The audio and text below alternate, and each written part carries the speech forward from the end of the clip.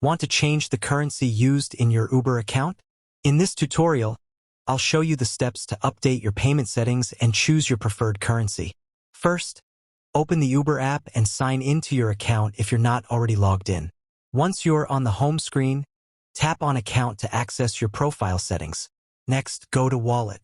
This section contains your payment methods and other account payment options. From there, tap Add Payment Method and choose whether you want to add a debit card or a credit card. Enter the required card details and continue with the setup process.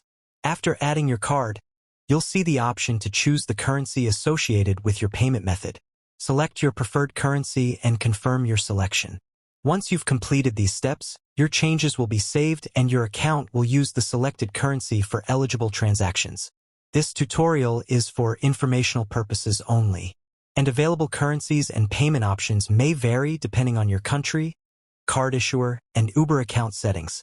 Always review your payment information carefully before confirming any changes to avoid unexpected charges or currency conversion fees. That's how to change the currency in Uber. Go to Account, open Wallet, add a payment method, choose your preferred currency, and you're all set.